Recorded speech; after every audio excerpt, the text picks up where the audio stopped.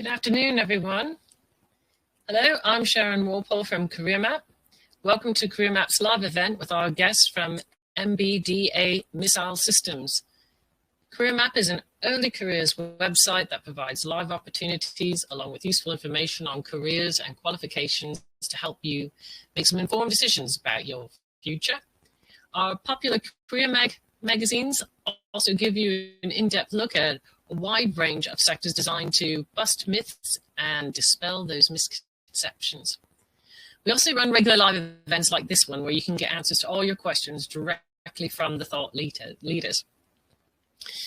We regularly live, you can subscribe for free and get CareerMap delivered to your inbox along with newsletters and updates on upcoming events. I'm going to drop a link into the chat box that you can see here, and so if you would like to subscribe, if you subscribe, then you can find about not just these events but other events that are coming along in the future, as well as receiving our Career Meg publications. Today our guest from MBD Missile Systems will show you about the defense sector and how we'll explore all the different career opportunities, and then there will be a Q&A at the end of the session. So as I said, there's a chat box. Drop all your questions inside. You can put them at any point and I'll pull them all together for the Q&A at the end of the presentation. If you just joined us and missed the beginning or have to leave at any point, don't worry. The session is going to be recorded. That means that you can watch on playback. I'm just going to pop the link for that in the box now. So if you want to have a note of that, then you can watch again next time.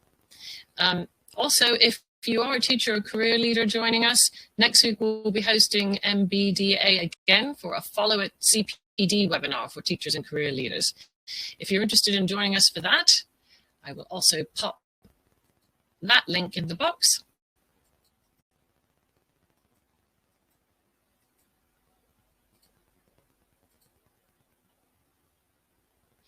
So as you can see, we'll be adding relevant links in the chat box. If you click on them when you see them, they'll open up in a new window so you can look at them more closely after the webinar. If there's ever anything in the presentation that you think is of interest, make sure to do a screen grab now, because although it's being recorded, it will be a couple of days before it's live. So thank you everyone for joining us. If my guests would like to join me at this point, we'll say a quick hello. Hello. Hi all. Hello. Hi. Can I introduce you to Andy Baker, who is the HR manager of the early career programs, Chloe McLaughlin, who's the project manager in the graduate, and Daisy Simpson, who's a business degree apprentice. They're going to be talking you through the presentation, telling you some of their experiences. And like I said, feel free to put any questions in the chat box. They may answer you at the time, but we'll definitely go through everything during the Q&A. Before we start the presentation, I believe we've got a video in order. So I'm going to pop off now and leave you to Andy, Chloe, and Daisy. And we'll watch the video and then be on with the presentation. See you in a bit. Thank you.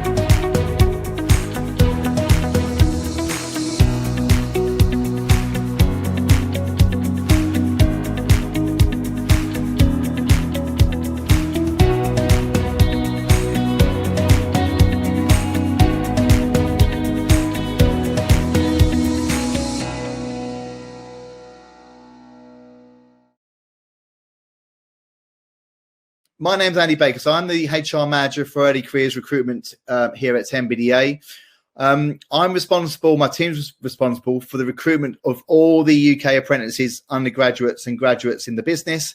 But that includes, we do an awful lot of work around education and outreach activities as well. I was originally an MBDA apprentice in 1985, which makes me feel incredibly old every time I say that, which is probably a year that you probably before all of you were born, I'm assuming. But at that time, we were known as British Aerospace Army Weapons Division. But it just shows that irrespective of age, you can be in the business for such a long time. I've been very fortunate to have forged a great career, which started at MBDA many years ago. So I guess it just proves that if you want to be in a business for long term, which I'm hopefully most of you are, then MBDA is certainly the place to be to do just that. Just a bit of, I guess, a broad overview about the sort of numbers we recruit. Typically, it's about 220 students early careers students we recruit into the business onto our scheme. So I guess most of you will be either at school or college age, I guess. And you are quite simply the future of defence.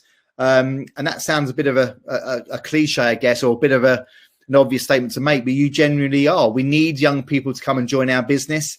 It's imperative that we have young potential that comes into our business because, we are a big company. And of course, we have a lot of people that will be nearing retirement. We need a lot of new ideas and bring new ideas to the table, if you like. But we can't change and adapt and become a company for the future unless we recruit people like yourselves. So that's really important to stress. You generally are the future. Now, before I go on to MBDA, I've added this slide. I think I'll maybe talking ahead of myself a little bit. But just one thing that I just want to add, which I know Chloe and I'm sure Daisy may add to this. It's really important to stress that we as a business, of course, it's important that we recruit people like yourselves because you have a passion and a want and a desire and the academic background to meet our requirements. Of course, that's important. But I wanted to stress in this slide, it's really important that we understand you as a person, who you are, what you give us, how you make yourself different for the next person. And it's important that whenever you come into our business, that you're here and you go into a job that you thoroughly enjoy. Okay, so it's not just us recruiting people that are academically brilliant, which or very good at what you do. That's clearly important, but it's very, very important to keep stressing to you guys that we recruit people that are a good personality fit for the business. Well, you've got some great strengths you can bring to the business, but also you're here because you enjoy doing what you do. Okay, so it's incredibly important to us as a business. So introduction to MBDA, we talked about you being the future of defence, which is clearly important. Just an introduction about MBDA. So who are we, what we do? So we've been around since the 1950s, but we've been known as MBDA since 2001. And as MBDA as a brand, or a name as MBDA, we've been around for 19 years now. But we are we're a UK company primarily, but we also have a lot of European business as well. So to give you an idea, we're based in France, Italy, Spain, the US, UK, of course, as well. But we clearly are a multinational group. We employ about 11,500 people across mainly Europe, of which about 3,500, or just over actually now, are based in the UK. And if you want to be really incredibly precise, about 2,000 in Stevenage, roughly about 600 in Bristol, and about 600-700 based in Bolton. We are made up of 3 European leaders in aerospace and defence. We have 3 shareholders, which some may be known to some of you. So we have BAE Systems, which is primarily the UK shareholder. We have Airbus, which is primarily the French shareholder of MBDA, and Leonardo, which is primarily the Italian shareholder. We are by far the biggest European missile systems company. And we're about number 2, debatable around about number 2, number 3 in the world, which is some achievement. 2 companies are bigger than us in the US. But we are all part of creating that fantastic, I believe, a fantastic achievement of not only supporting the UK Ministry of Defence and the UK customer, but also protecting our land, sea and air. And now protecting our military as well. So that's really important to stress, and we're incredibly proud of that. This gives you a breakdown of what I've touched on as well before. So just to give you an idea of kind of our locations in across Europe, you can see that France are bigger than the UK, but ultimately UK and France are primarily around research and development. In the UK, for example, Stevenage and Bristol are primarily R&D, although there's a little bit of prototype manufacturing work that goes on in Stevenage. And in Bolton, it's primarily manufacturing and production. So the defence sector, we've added a few kind of areas around the myths around defence, and I'll touch on some of these as well. And if you have any additional questions, then please feel free to ask those in the Q&A at the end. But it talks about, do you need prior experience in defence? The honest answer is no. Certainly in early careers, we don't need that. What we do need is people that have got a passion, backed up with some of the subjects you've studied in school or college. But if you've done things such as engineering in particular, for example, if you've done something maybe in maths or physics or a science subject, or product development, for example, we'd love to hear from you. For example, if you have an interest in business, you don't need to have necessarily a business background in terms of school or college. If you have, then absolutely great. But again, it's really important to stress you don't have to have experience in defence, just a passion for those areas and passion to want to become an engineer or a business professional in MBDA.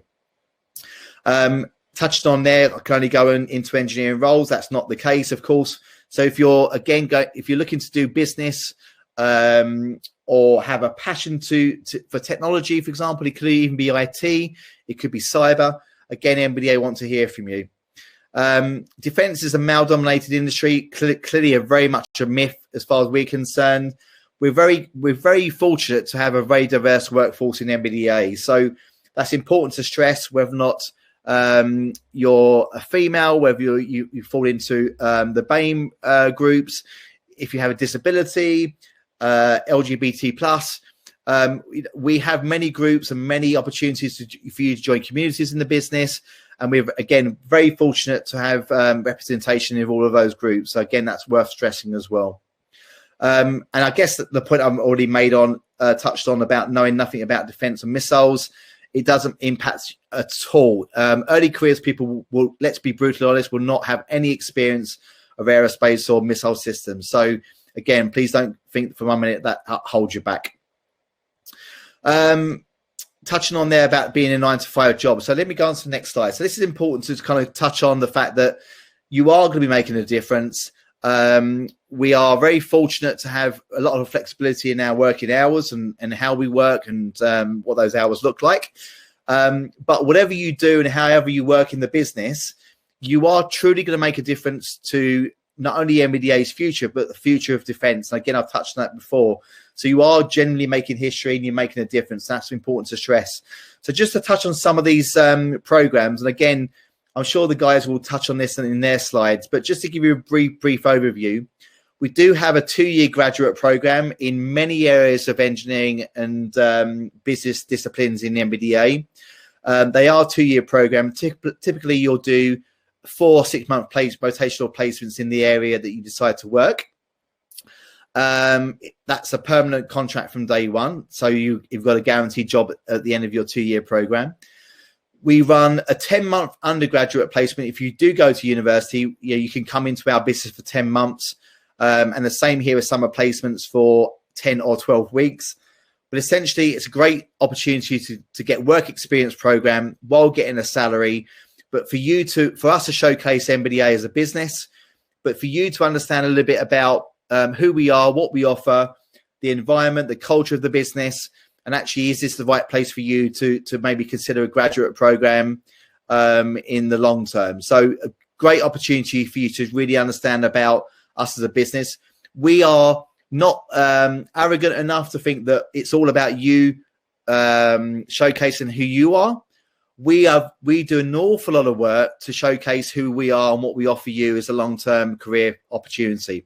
So it really is a balance 50-50 between us understanding more about you, but you understanding a lot more about us as a business and a potential long-term career as well.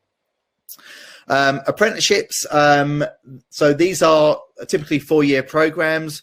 They typically range from higher to degree level apprenticeships. So in Bolton, for example, it's the only area of our business where we typically take 16-year-old plus school students into the business. The Stevenage and Bristol typically would be 18 plus of those guys that are doing A levels or BTEC extended diplomas would come into our apprenticeship schemes, but they all follow a similar path. They're 4-year schemes, a permanent contract from day one. You'll do rotational placements in the business, irrespective if you're working towards a HNC, HND, or you're working towards a degree apprenticeship. You'll do typically 1 day a week would be at college or university, and then 4 days a week doing your rotational placements in the area that you've chosen. So it could, engineering, mechanical, software, IT, IAM, for example. It could be software. It could be business, for example. And there are many, many more. So I'm pretty confident if you're interested in engineering type of environments or business, we'll have an apprenticeship that will suit you and will be suitable for you to come into the business. We also offer work experience programs for those that are in year 11, 12 and 13 or at college. So again, if you want that week experience to understand a little bit about what we offer, a great example of opportunity for you to learn a bit more about MBDA and the career pathways that we can offer you in those programs that I've previously mentioned. And I guess myths surrounding apprenticeships, you can read this, guys, so I won't repeat this. One of my personal biggest bugbears, if you like, as an ex-apprentice as well, is I think there's this awful myth that apprenticeships are there for people that are either left behind or aren't academic, don't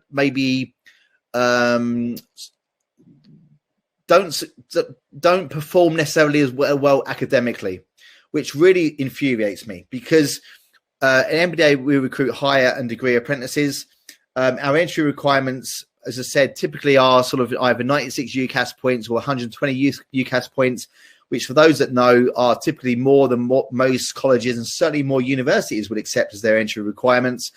So I think it's really important to stress that, especially with the introduction of degree apprenticeships, we academically, we look for some really strong people that perform academically, but it's not, apprenticeships aren't there for people that are left behind. That's the point I'm trying to make. It's apprenticeships offer an equal pathway to universities, in my opinion.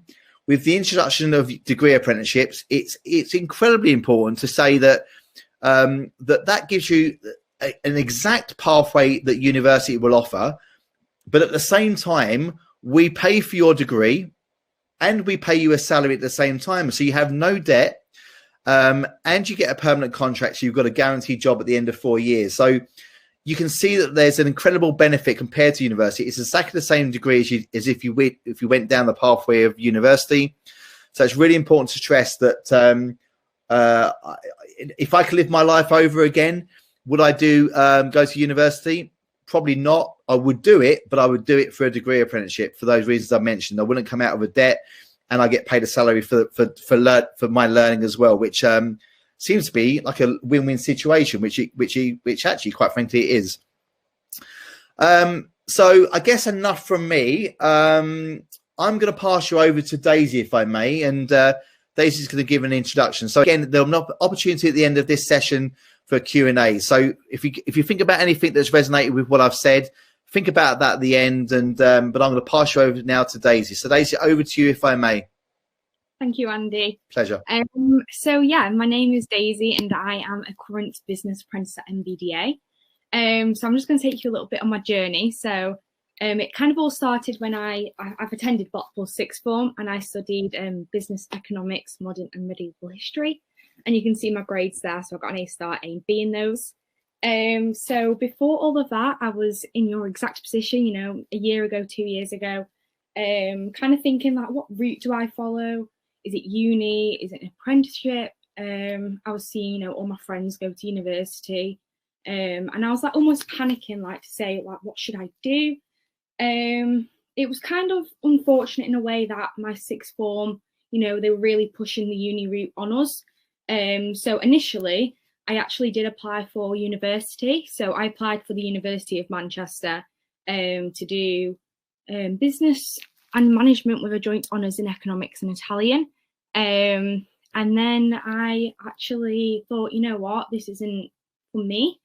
So I ended up applying for the business degree apprenticeship in the November, so a year ago now. And I kind of chose this route because it kind of combined my experience with the industry, and I could apply that theory into the real working environment.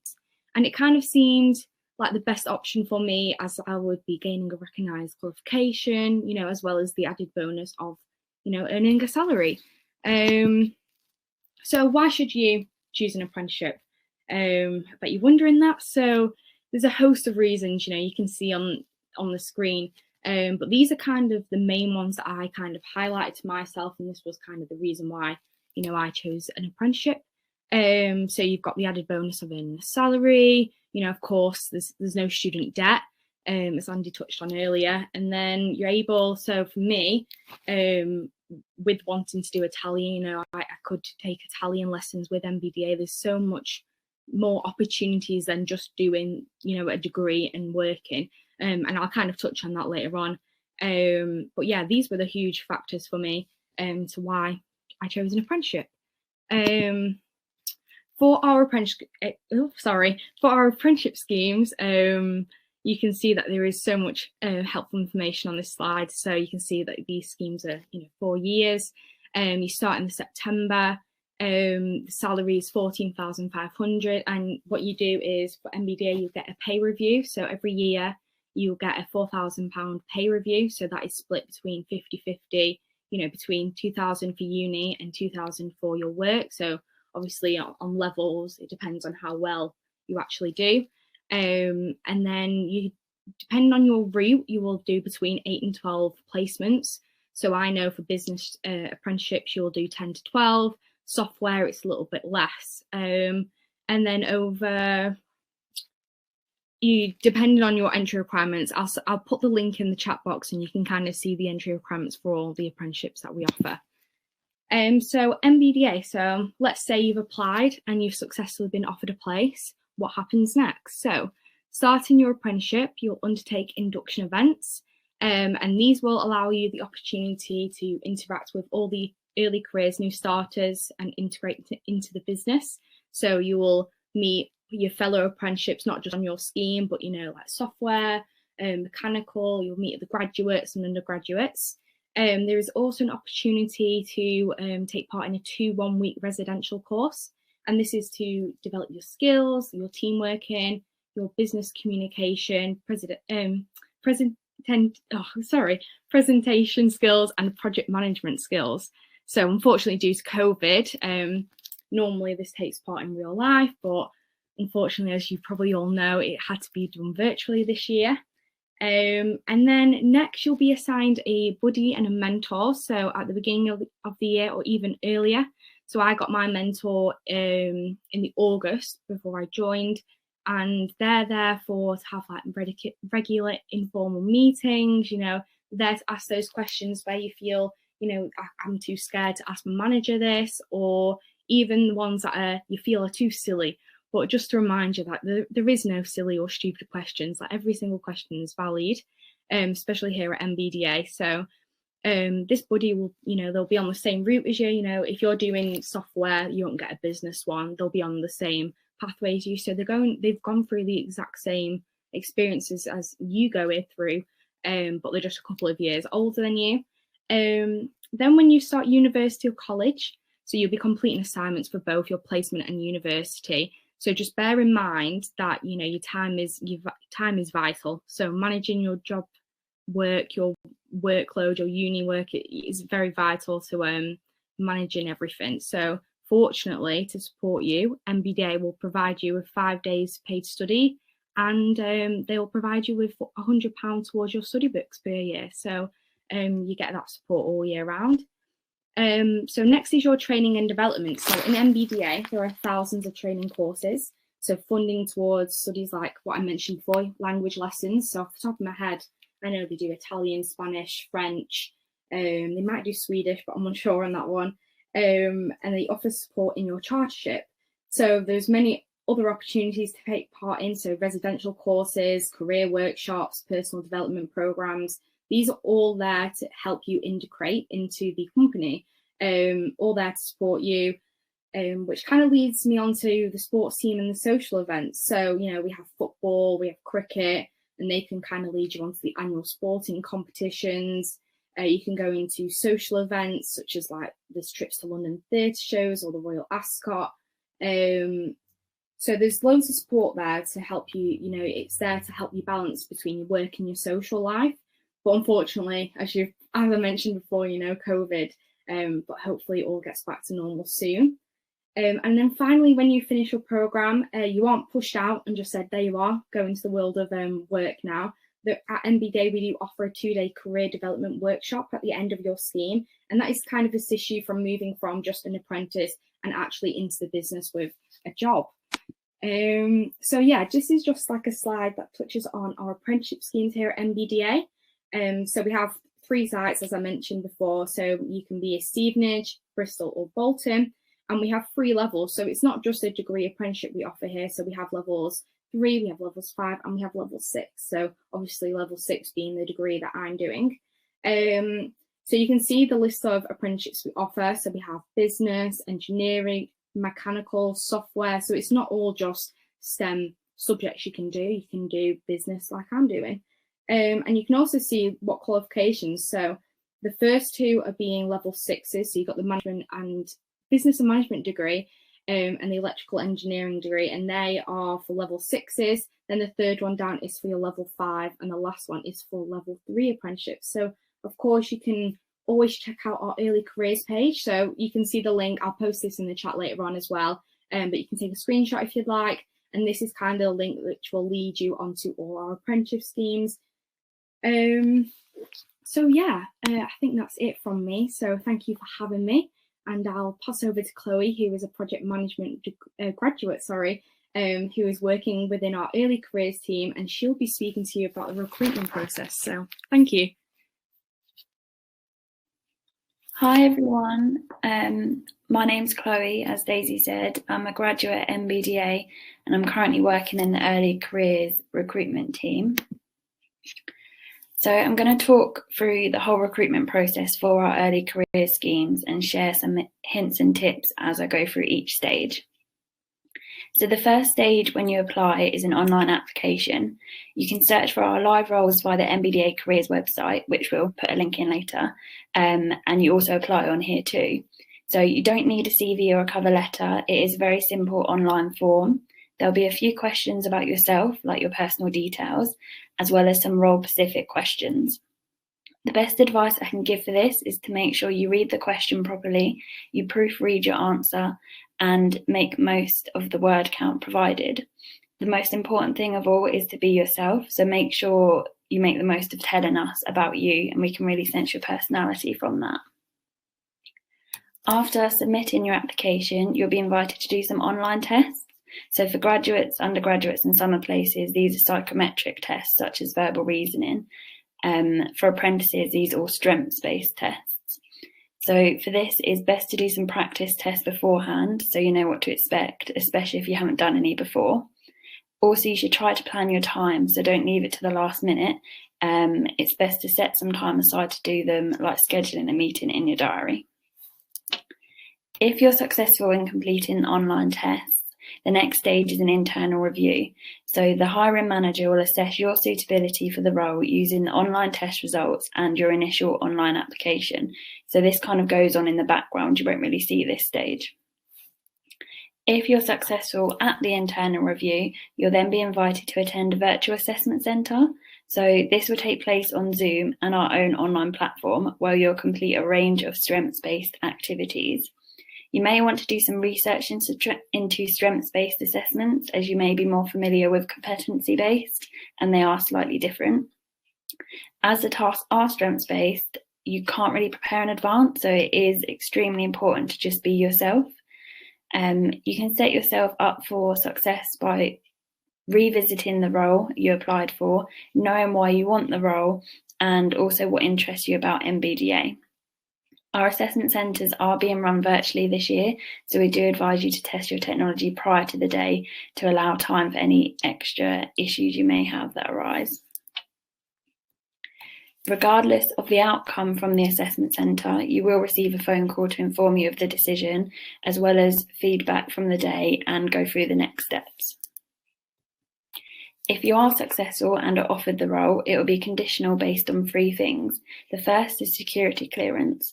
So being a defence company, we need processes on your behalf.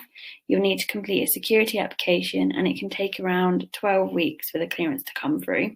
So it should be plenty of time prior to you joining in the following September. The second condition is medical clearance. We'll send you a simple form to complete. It's nothing really to worry about. It's just for our occupational health team to check your working environment is suitable. And then lastly, the third condition will be your grades. So you'll need to show us proof of your grades meeting the entry requirements.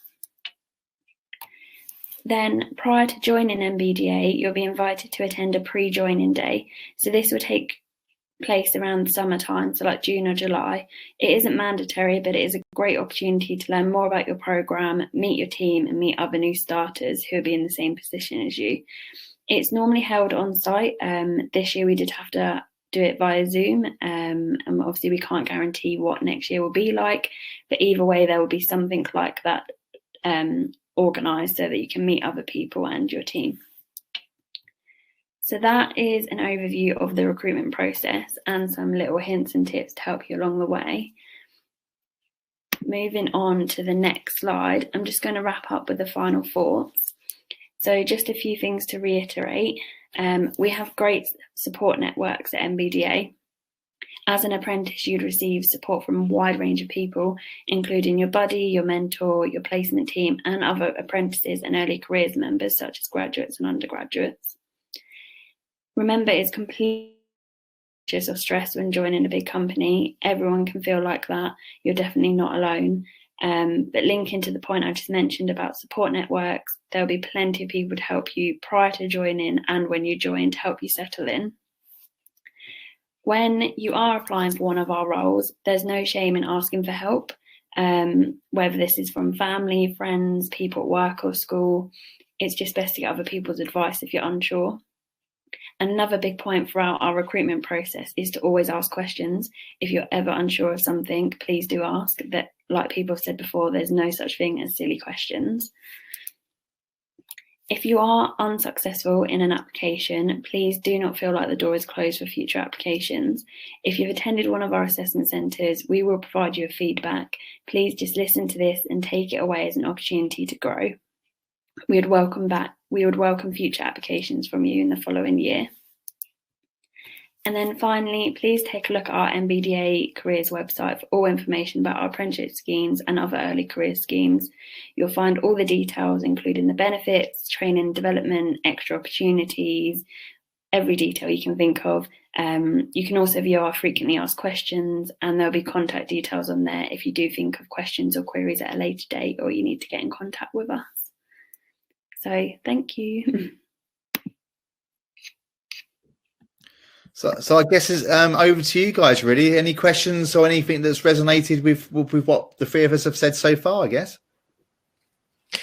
We did get quite a few questions in from a very interested crowd. Some of it you have covered before, but I do wonder if we had a little bit of people joining us a bit late, so it might be worth reviewing a couple of points. We had some young people asking, what grades do you look for? And what if I failed science? If you failed science, I guess it depends on the role, to be brutally honest. I mean, some roles won't need science necessarily. But I guess it's interesting, isn't it? Because it really relates to the grades that we look for, right? So typically we look for the H&C, H&D route, for example, it's 96 UCAS points. So typically if you're looking at A-levels, that would be a combination of like a B, C, D or CCC, that type of level, if you like. And one of those for engineering, the engineering pathways into apprenticeships typically would be a science subject. So I guess for that route, if you got a D, it really depends on, for example, what you got in your other two subjects. I know that sounds like a sit on the fence answer, Sharon, to that question, but it really is true. It's the same with the 120 UCAS points. So for degree apprenticeships, again, the same. Typically, that would be equivalent to 3 Bs. So again, if that role does require science subjects, which not all of them will, if it does, then it goes back to my point really, that if you got a, let's say for 120 UCAS points, C in a science subject, physics, for example, then it depends on what you get in the other two subjects. I think that goes away because you do offer a broad range of different types of apprenticeships, and so each one will have different sorts of requirements. And exactly. I can see Daisy and Chloe are putting some answers also with some links in the chat box for further questions as well on that. But following on, I think a nice follow-on from that question, that was quite specific about grades, but someone did ask, what do you look for in an applicant? So I think they're asking more broadly, obviously, than the academic side.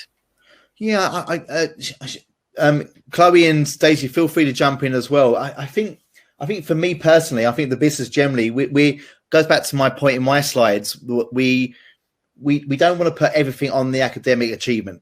You know, that's important to understand a little bit about, you know, what they're good at. But I go back to my point, Sharon, that it really truly is something that we're very keen to do, which is why we moved to a strengths-based assessment. We want to understand what people enjoy.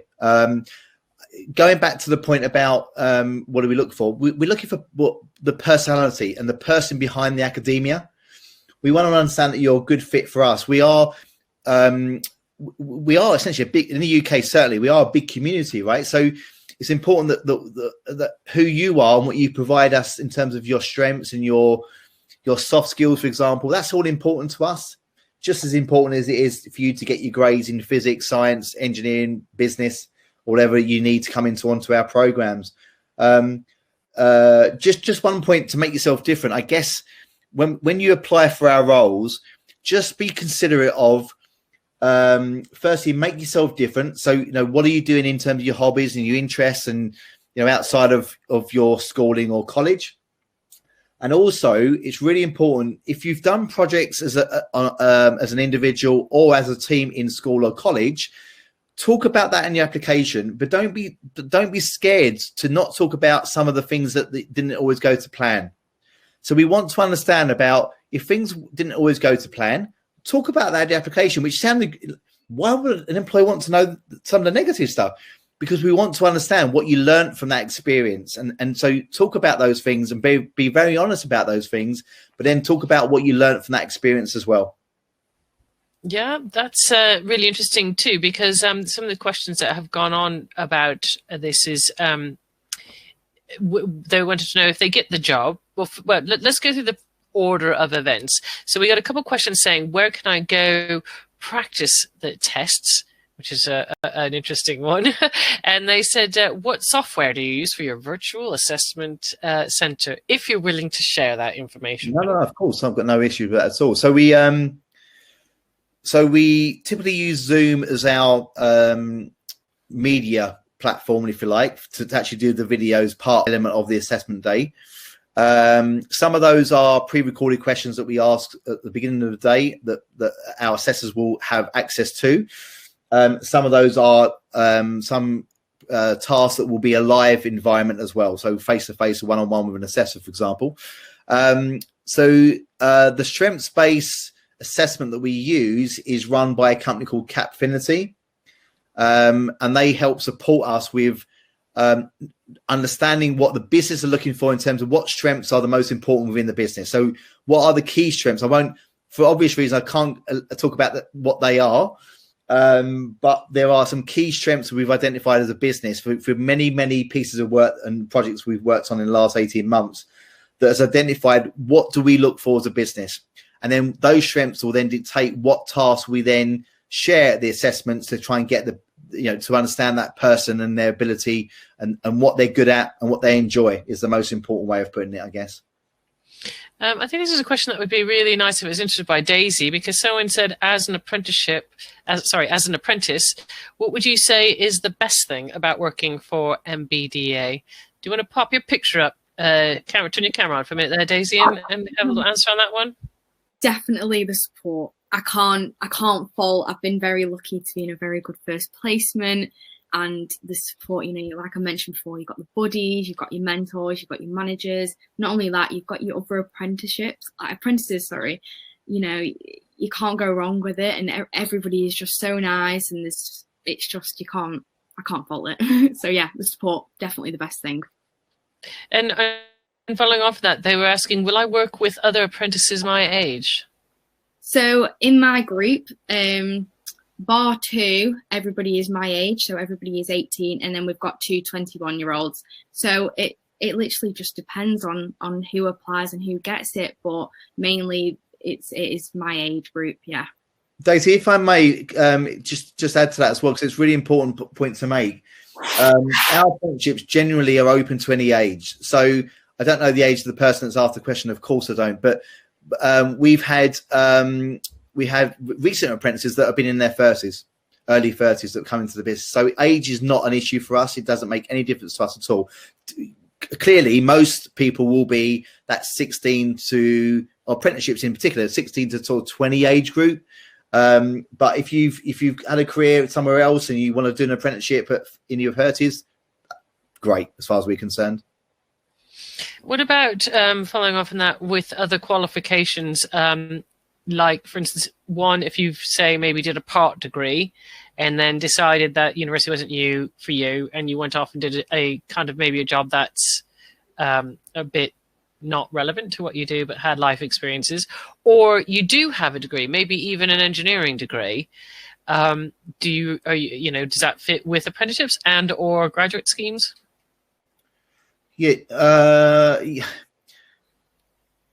a lot of it is usually driven by the fact that degree apprenticeships, for example, if it was the same degree, then it's unlikely that we could bring you on to do the degree apprenticeship that then leads you to the same degree, for obvious reasons, I guess. And I probably would imagine no individual wants to go through that degree again, quite frankly, and rightly so.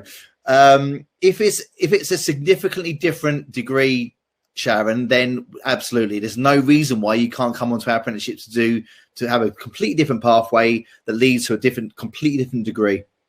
If it's exactly the same degree, then it's probably unlikely that we would do that for obvious reasons. And again, go back to my point, the individual probably wouldn't want to do the same degree again for obvious reasons, and we wouldn't want to put them through that as well. But if it's different, then there's no problem at all.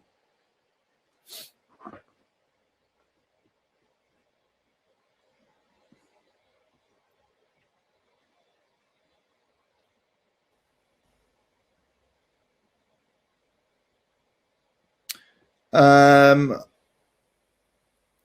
think we lost Hello. Sharon. I had a little bit of a Wi-Fi blip there. Sorry. Have you finished with the questions there? That's great. Sorry about that. That's home Wi-Fi. I'm working from home for you. Right. So just on a last bit on the soft note, because I know that you, when I left anyway, at that point you were talking about the experience of the young people and on the course as it was. There were one or two questions about the whole bit.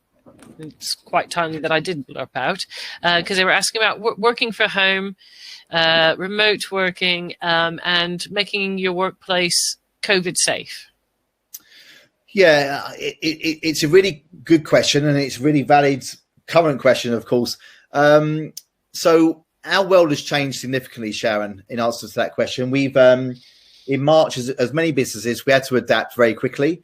So about 80% of our current business are still working from home. But I would stress that the good thing about that is it's allowed the business to kind of take a step back and actually think, what does our future look like? We've proved as a business in the last 7-8 months that we can still deliver. We can still work incredibly well as small teams, big teams, part of the group generally across Europe. We can do it really, really successfully. And we've come out of this pretty healthily as a business, actually.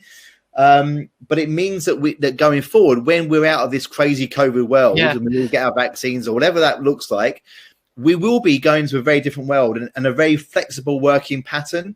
So in areas where we don't have to be on site for different technology reasons or access to secure networks, and the majority of us don't need to do that, it means that probably most of us will be working 1-2 days a week on site, probably, and the rest from home in a non-COVID world. Going back to the COVID secure piece, of course, we've worked incredibly hard to make all of our sites, for those that have to go on site, incredibly COVID safe. Taking on board all the recommendations from the government and being very considerate of the tier system, we have made it very COVID safe. But by the time that the people on this call, if they are successful in coming into our apprenticeship schemes, our world will be non-COVID related at that point, hopefully, and we are going to be very safe, but a very flexible way of working as well. Yeah, I think I've heard that across lots of people that we were speaking to. That is going to be a very different world going forward. And, you know, whilst a lot of it has been really challenging and not always happy, challenging times for everyone, in the long run, though, it will, I think, have quite an impact for lots of people and lots of employers and the way that they view the working world and what shape that takes. And that may mean that, you know, perhaps not now, or maybe now and going forward, you might look at applicants from further afield than you would have been geographically bound to previously. Is that the case for applicants now? Because you did mention a couple of your sites.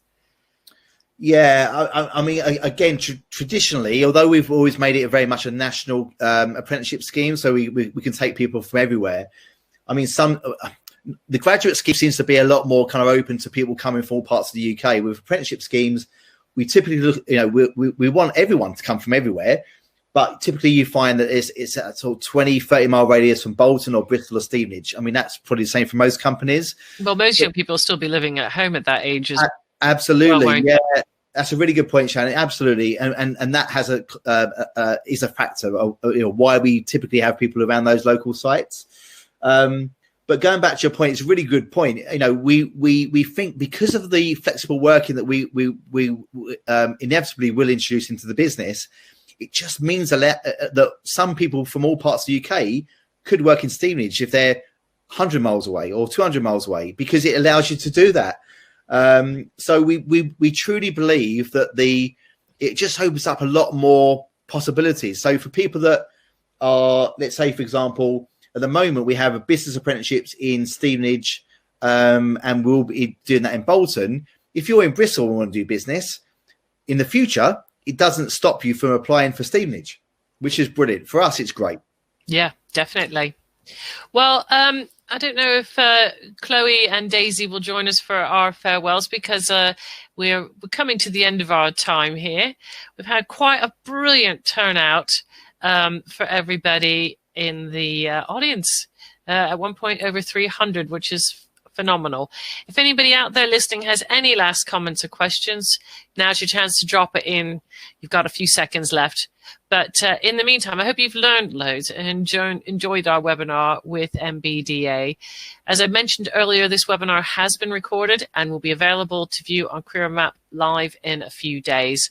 If you scroll back quickly, you can see the link and open that up and save it or bookmark it. So I will say here for now, I'm going to say goodbye from my guests at MBDA. So if you want to say farewell from your team.